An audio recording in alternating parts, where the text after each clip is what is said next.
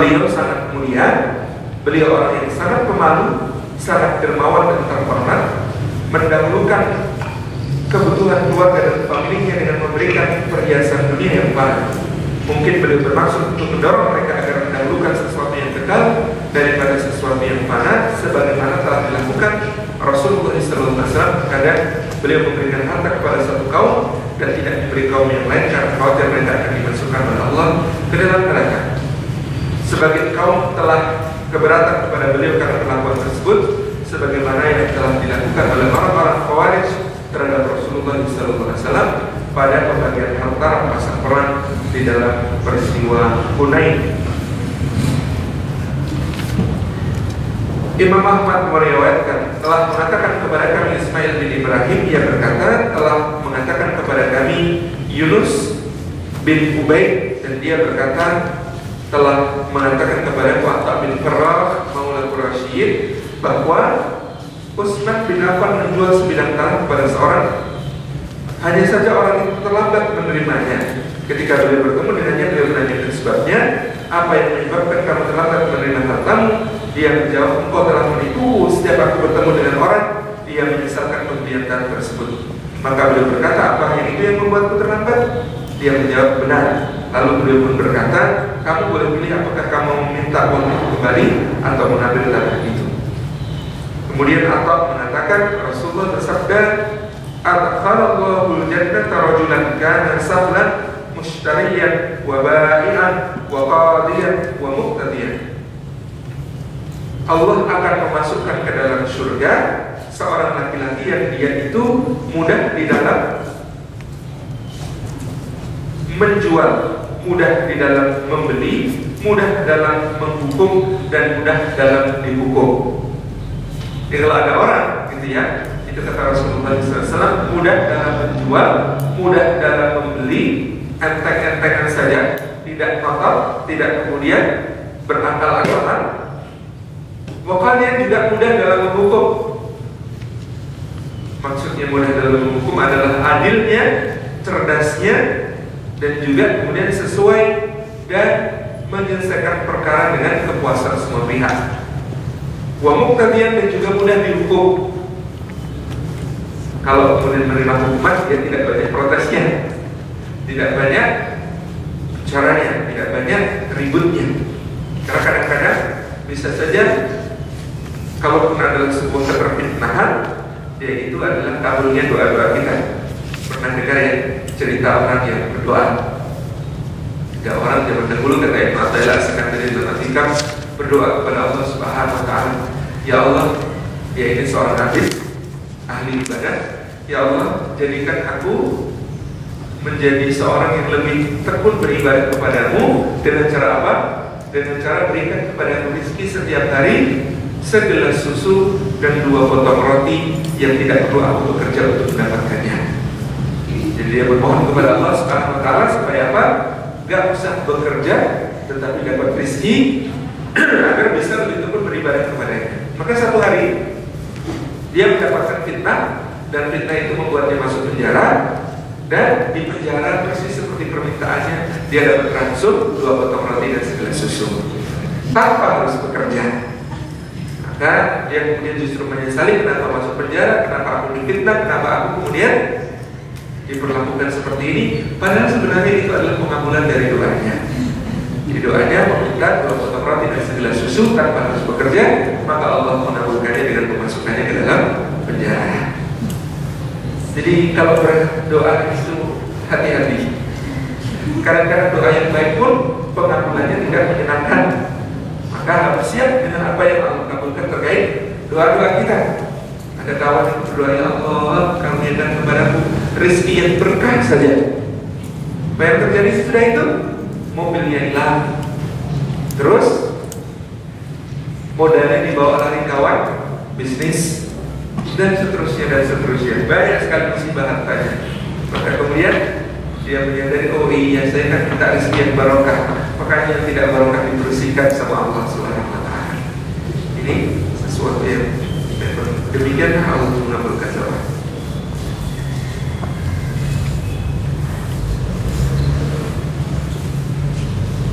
Diriwayatkan dari Ubaidillah radhiyallahu anhu, Talha datang menemui Utsman bin Affan dan mengatakan di luar masjid, uang 50.000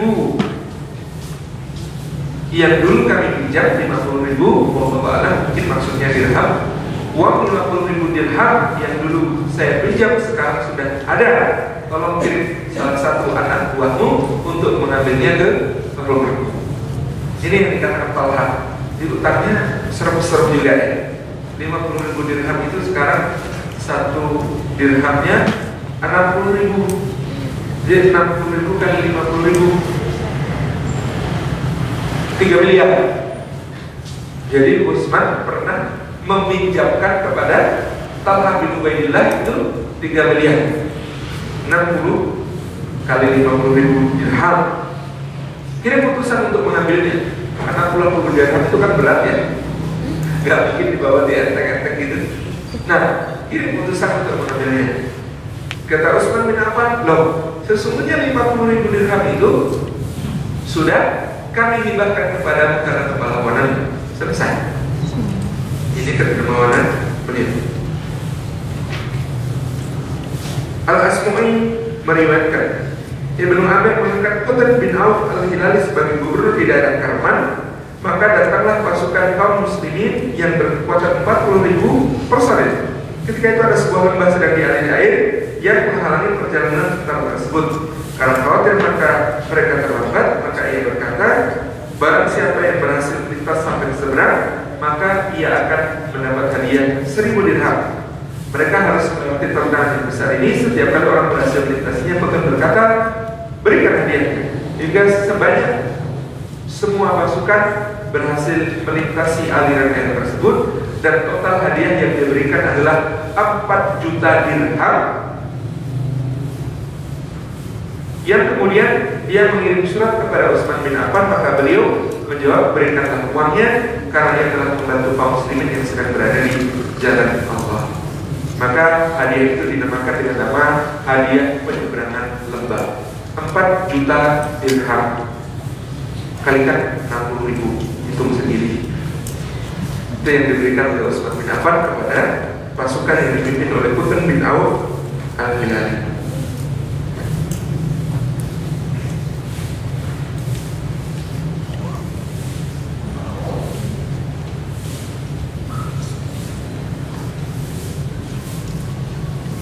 Utsman bin Affan masuk Islam melalui dakwah yang disampaikan oleh Sayyidina Abu Bakar As-Siddiq radhiyallahu anhu. Beliau adalah orang pertama dalam rombongan pertama yang hijrah ke Habasyah bersama istri beliau yang Ruqayyah binti Rasulullah, lalu kembali ke Makkah ketika mendengar penduduk Makkah masuk Islam, tapi ternyata itu adalah berita yang keliru, karena itu adalah terkait dengan peristiwa Baranik. Peristiwa Baranik itu apa? Peristiwa Baranik itu ketika Rasulullah SAW membacakan salah satu ayat Al-Quran kepada mereka, lalu penduduk Makkah merasa amat dengan takjub kepada Al-Quran itu sehingga mereka bersujud sebagaimana Rasulullah SAW sujud. Nah, peristiwa itu dinamakan peristiwa Baranik karena kemudian ketika mereka menyadari dan tersadar dari keterpesonaannya terhadap baca Al-Quran dan sujud mereka, lalu mereka mengatakan, Gharamik itu yang kami sujudi tadi bukan Tuhannya Muhammad, tetapi Gharamik itu siapa? Gharamik itu nama Tuhan baru yang mereka ciptakan karena mereka Gharamik baru saja melintas di langit dan kami bersujud kepada dia, bukan bersujud sebagaimana sujudnya Muhammad. Bahkan Muhammad itu sujud sebagaimana kami sujud kepada Gharamik yang lewat di langit ini. Nah, ternyata orang-orang Quraisy memanfaatkan isu itu untuk memberitahu orang-orang di Habasyah bahwa penduduk Makkah masuk Islam agar mereka mau pulang. Maka Sayyidina Utsman bin Affan beserta Ruqayyah istrinya pulang ke Makkah, dan menjelang kota Makkah baru mereka tahu bahwa ternyata berita itu tidak benar. Lalu karena mereka sudah terlanjur, mereka tetap kembali ke Makkah, dan ketika ada perintah hijrah ke Madinah di Yathrib, maka Sayyidina Utsman dan istrinya Ruqayyah adalah juga orang-orang yang pertama-tama untuk berangkat ke Madinah.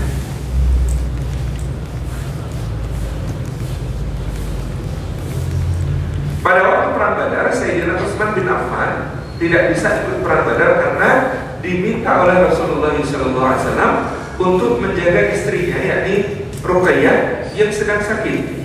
Tetapi beliau sallallahu alaihi wasallam memberikan harta rampasan perang Badar bagiannya kepada Sayyidina Utsman, yang dengan demikian dianggaplah Sayyidina Utsman itu ikut serta di dalam perang Badar. Nantinya di masa pemerintahan beliau ada orang yang menghina Sayyidina Utsman dengan kata-kata, engkau ini tidak ikut perang Badar, engkau ini orang yang kemudian tidak ikut bai'atul ridwan, dan engkau ini orang yang lari di perang Hunain. Jadi Sayyidina Utsman dikatakan oleh orang itu sebagai, engkau ini orang yang tidak ikut Badar, engkau ini orang yang tidak ikut bai'atul ridwan, dan engkau ini orang yang kemudian lari di dalam perang Hunain. Kata Utsman bin Affan, adapun tentang perang Badar, maka memang aku tidak ikut, tetapi dianggap ikut sebab aku menjaga putri Rasulullah SAW yang sedang sakit. Lalu beliau setelah pulang dari perang Badar memberikan rampasan perangnya kepadaku. Adapun tentang bai'atul ridwan, bagaimana mungkin aku akan ikut sementara bai'atul ridwan itu untuk aku?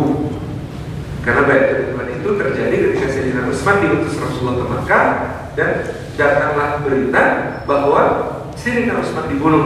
Lalu Rasulullah dalam bai'atul ridwan itu mengatakan, ini adalah tangan Utsman, mari berbaiat kepadaku untuk Utsman. Maka bagaimana aku ikut? Aku kan sedang ditahan di Makkah oleh orang-orang Quraisy.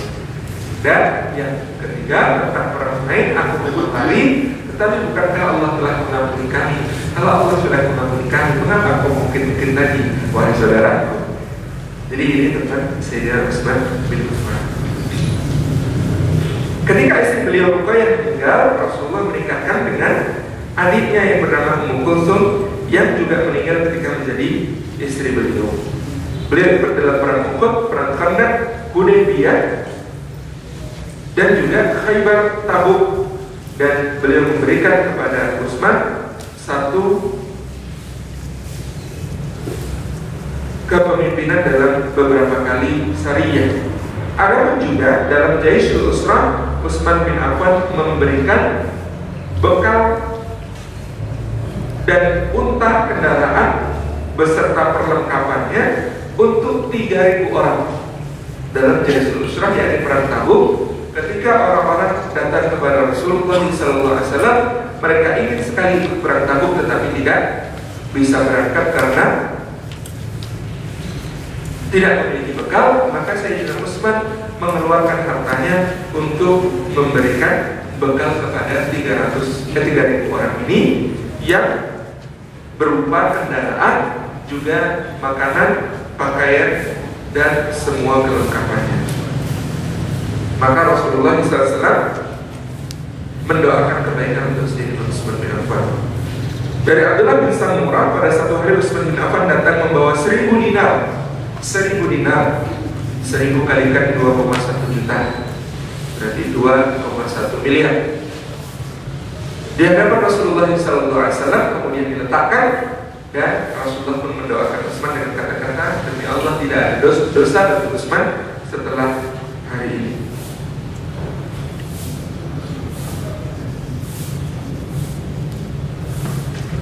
Kemudian juga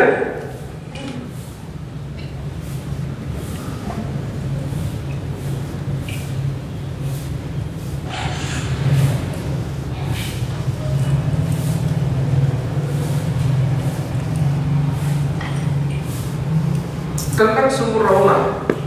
Sayyidina Utsman bin Affan ketika sampai di Madinah, maka beliau melihat kaum muslimin harus bersusah payah membeli sumur, membeli air untuk keperluan sehari-harinya di sebuah sumur di dekat kampung beliau yang bernama Sumur Raumah.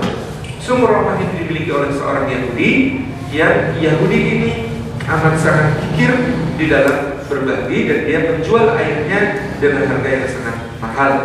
Maka Sayyidina Utsman satu hari mendatanginya dan mengatakan, bolehkah aku beli sumurmu itu? Kata orang Yahudi itu, rupanya juraganya Quraisy mau berbisnis air juga. Iya, kata Sayyidina Utsman, aku memang ingin berbisnis air. Wah, kalau begitu aku mau jual, berapa harga yang kau tawar? Sayyidina Utsman, berapa harga yang kau inginkan? Orang itu mengatakan, aku mau menjual, tapi tidak semua, akan kujual separuh saja dari sumur itu. Bagaimana caranya jual separuh? Nanti Mestinya kita bagi hari-hari itu menjadi satu untukmu dan satu untukku. Jadi belilah separuh harganya 12.000 dirham. 12.000 dirham untuk apa? Caranya nanti sehari jatahku, sehari jatahmu. Pada hari aku harus mendapatkan jatah, aku akan menjual lainnya. Pada hari kau mendapatkan jatah, kau boleh menjual lainnya. Kata Utsman, aku setuju. Ini 12.000 dirham dibeli oleh Sayyidina Utsman. Maka pada hari giliran Sayyidina Utsman kenapa? Dia memanggil seluruh penduduk yang biasa untuk mendapatkan air di sana, beli air di sana, dan mereka diberitahu oleh Sayyidina Utsman, ambillah oleh kalian air untuk keperluan 2 hari gratis.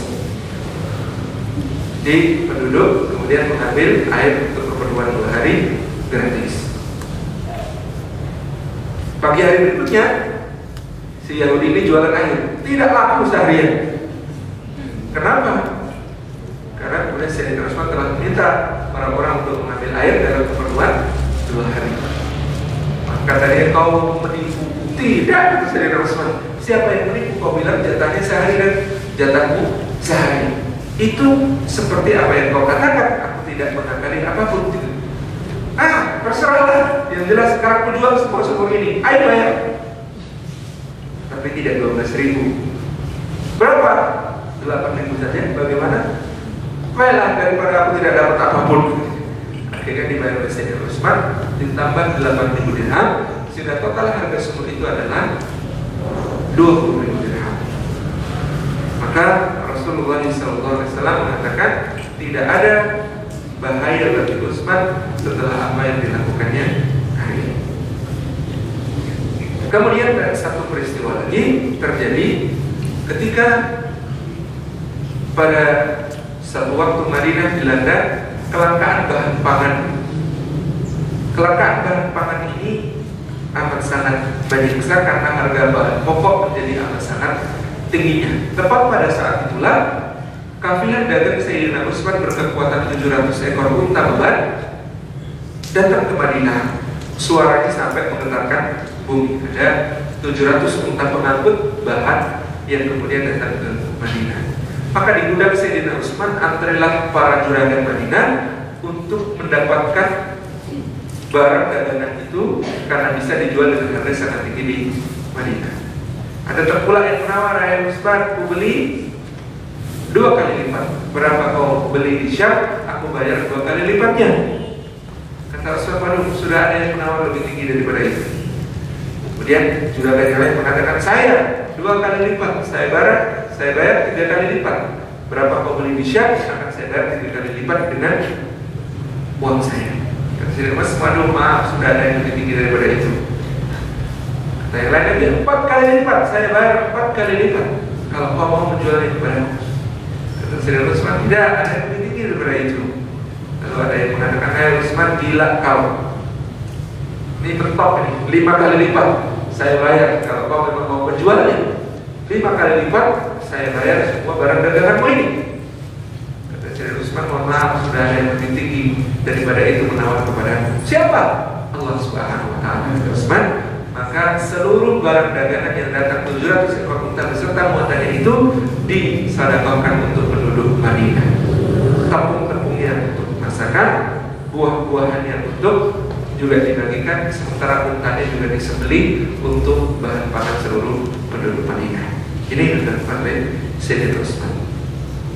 Maka menurut Imam Asy'ari dalam bab fi asbabun nuzul, inilah sebab turunnya ayat di dalam Al-Quran yang berbunyi, "Ya ayyatuhan nafsul mutmainnah, irji'i ila rabbiki radiyatan mardiyah, fadkhuli fi ibadi wa dkhuli jannati."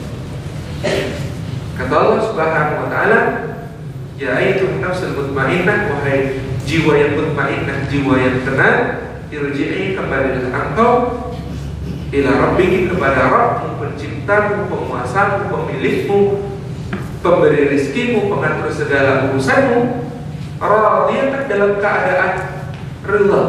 Siapa yang ridha? Kita.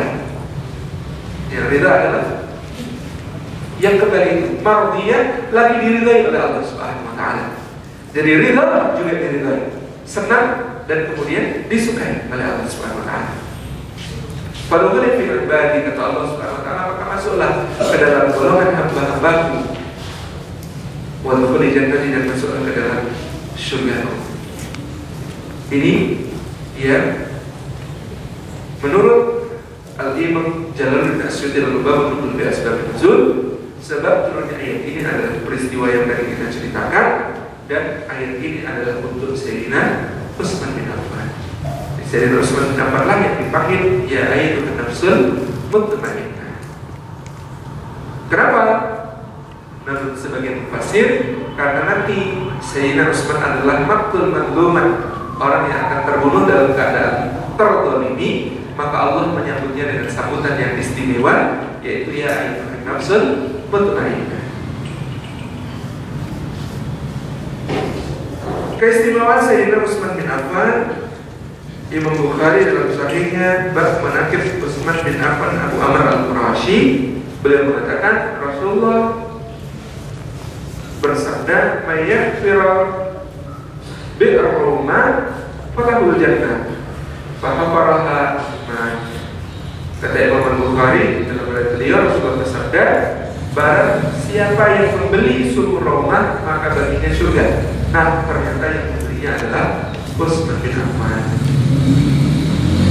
Kemudian Rasulullah juga bersabda, "Man jahaza jaisha usra falahul jannah wa jahaza Utsman."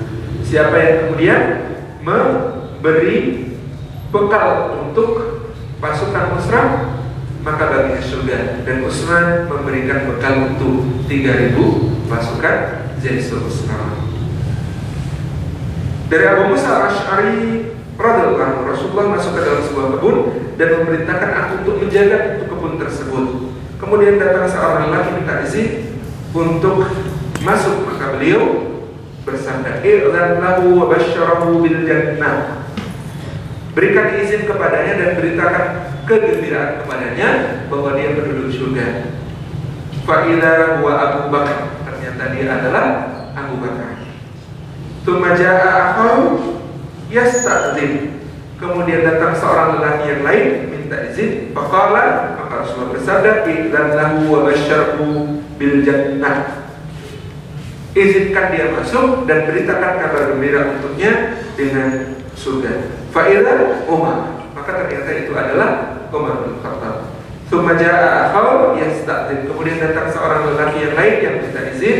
Fasakata Hunayni haran, maka Rasulullah SAW itu terdiam sejenak dengan mata yang menerama, dengan wajah yang sedih. Maka kemudian beliau bersabda, "Idzan lahu," berikan izin kepadanya, "wa basyirhu bil jannah, wa basyirhu bil jannah ala balwa satusifuhu," dan berikan kabar gembira dengan surga disertai dengan musibah yang akan menimpanya. Fa idza huwa Utsman bin Affan, kata Abu Musa al-Asy'ari, ternyata itu adalah Utsman bin Affan. Di kepada Abu Bakar Siddiq, Umar diberitakan kabar gembira dengan surga, tetapi kepada Utsman bin Affan diberikan kabar gembira dengan surga disertai dengan musibah yang akan menimpa beliau. Pernah juga Rasulullah SAW pada bersama Abu Bakar, Umar dan Utsman di atas gunung Uhud, lalu gunung itu bergetar. Ketika itu Rasulullah kemudian mengatakan kepada Uhud, "Wahai Uhud, katakanlah, sesungguhnya yang ada di atasmu hanyalah seorang nabi, seorang siddiq, dan 2 orang syahid." Maka kita bisa lihat nabi adalah beliau sendiri, siddiq adalah Abu Bakar radhiyallahu anhu, sementara 2 orang syahid adalah Umar dan Utsman.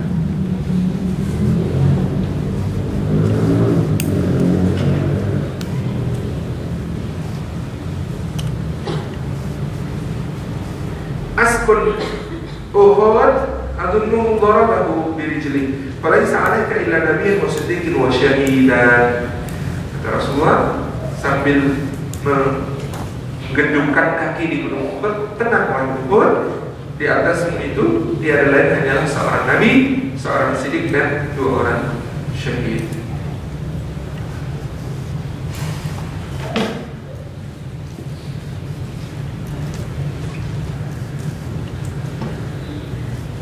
Dari Abdullah bin Umar radhiyallahu anhu, pada zaman Rasulullah SAW kami tidak menyamakan Abu Bakar dengan sahabat yang lain. Kemudian sudah itu adalah Umar, dan kemudian setelah itu adalah Utsman.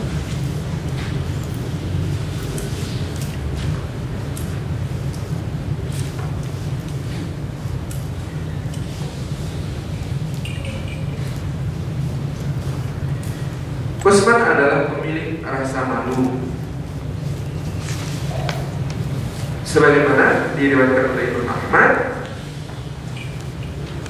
Satu hari datanglah Abu Bakar As-Siddiq kepada Rasulullah SAW, dan Rasulullah sedang berbaring di tempat tidur. Maka ketika Abu Bakar datang, beliau memberi izin dan beliau masih dalam posisi mula.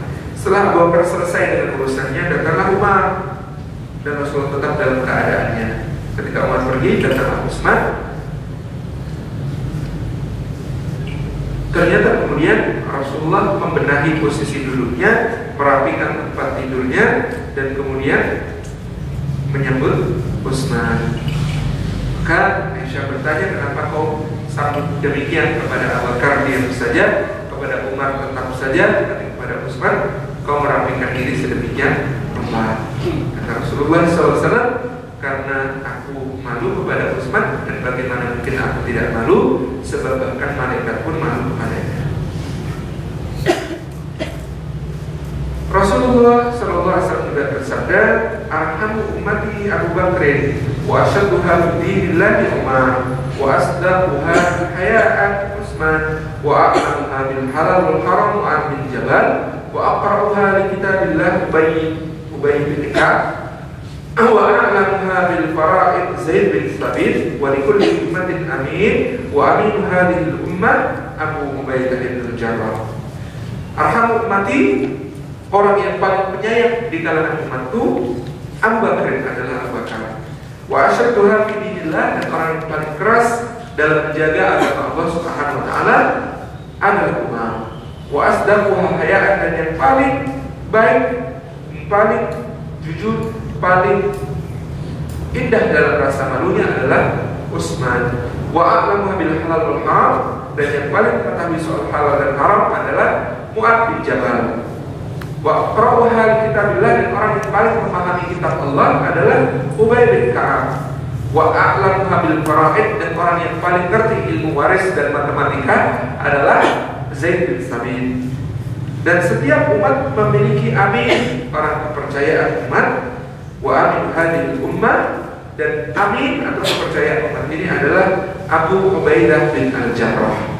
Jadi ini kan keutamaan beberapa sahabat yang disebut oleh Rasulullah SAW, yang paling penyayang Abu Bakar, yang paling keras dalam beragama umat, yang paling pemalu Utsman, yang paling ngerti halal haram adalah Mu'adh, yang paling ahli dalam kitab Allah adalah Ubay, yang paling ngerti ilmu waris adalah Zaid, dan amin atau kepercayaan umat ini adalah Abu Ubaidah bin Al-Jarrah.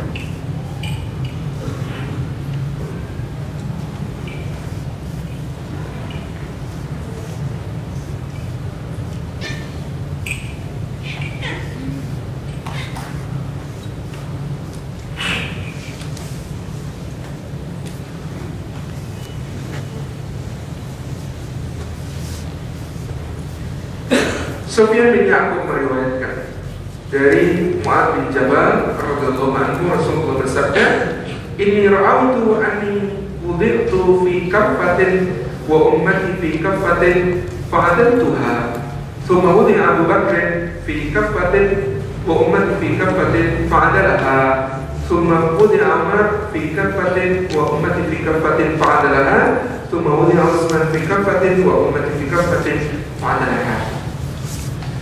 Rasulullah bersabda, aku melihat aku diletakkan sebuah daun timbangan dan umatku diletakkan pada daun timbangan yang lain.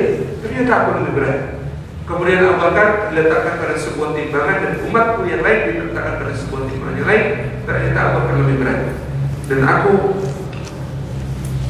melihat Umar diletakkan pada sebuah timbangan, lalu umat diletakkan pada timbangan lain, Umar lebih berat. Dan kemudian aku melihat Utsman diletakkan pada satu timbangan dan umat diletakkan pada timbangan yang lain, maka Utsman lebih berat. Insyaallah.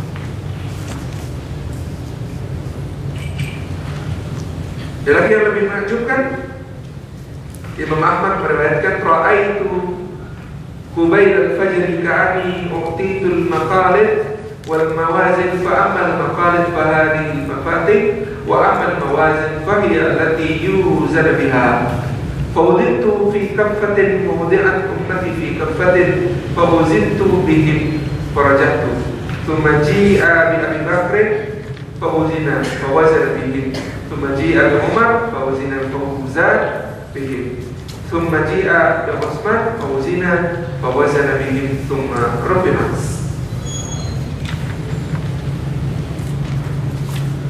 Sama intinya bahwa ketika ditimbang antara Rasulullah, Abu Bakar, Umar dan Utsman dengan umat, maka mereka semua jauh lebih berat daripada umat di dalam keimanan takwanya kepada Allah Subhanahu wa taala. Rasulullah juga telah berwasiat kepada Utsman bin Affan, "Ya Utsman, innallaha asa ayyul bisaka qamisan fa in aradaka al-munafiqun 'ala khal'ihi fala takhla'hu hatta talqani thalatha." Wa Utsman, nanti orang-orang gitu ya. Wa Utsman, nantinya Allah Subhanahu wa taala akan memakaikan kepada sebuah kamis, sebuah pakaian kebesaran. Kalau kemudian orang-orang munafik ingin agar kamu melepasnya, maka janganlah kamu lepaskan sampai kamu bertemu denganku, sampai kamu bertemu denganku, sampai kamu bertemu denganku. Jadi bahwa Utsman nanti akan terbunuh dalam keadaan terlalu tidak dituntut untuk mundur, Rasulullah sudah memberi wasiat kepada Utsman, jangan mau melepaskan, jangan mau mundur, gitu ya, karena itu adalah apa yang diamanahkan oleh Allah kepadamu. Mereka akan memakaikan gamis, mereka Allah Subhanahu wa taala yang akan memakaikan gamis kepadamu, lalu orang-orang munafik yang ingin agar kamu melepasnya, dan Rasulullah bersabda, jangan dilepas sampai kamu bertemu dengan aku. Gamis, baju yang lengannya lebar, ini namanya gamis. Kalau dalam bahasa Indonesia bisa jadi gamis. Nah, kita ikut dialek Yaman. Dialek Yaman itu qafnya jadi gaf. Nah, kalau ada kawan namanya Asgaf belakangnya gitu ya, itu karena salah satu keluarga Pak Alawi. Asgaf itu aslinya Asgaf. Kita ikut dialek Yaman, kemudian menyebutnya Asgaf gitu ya. Kayak orang Yaman kalau ketemu orang Mesir bingung, karena dialek Mesir yang jadi gin itu jim, dialek Yaman yang jadi gaf itu maka orang Mesir bilang jamil, apa maksudnya? Padahal orang Mesir maksudnya jamil, orang Yaman artinya pamil, apa pamil itu? Gak nyambung.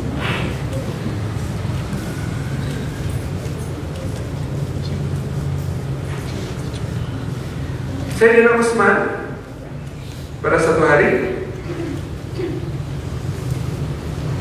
datang kepada Rasulullah dan beliau dalam keadaan menutupi mukanya. Jadi Utsman itu suka juga pakai cadar. Pakai cadar bukan cuma apa. Imam Syafi'i rahimahullah bahkan memfatwakan wajib juga memakai cadar bagi laki-laki yang tampan. Yang seperti apa? Ya, bisa bikin wanita iris jari gak terasa itu memang pakai cadar gitu ya. Nah, Sayyidina Utsman satu hari mendatangi Rasulullah dalam keadaan muka beliau ditutupi oleh cadar. Maka Rasulullah mengatakan laki-laki yang menutupi muka ini akan terbunuh dalam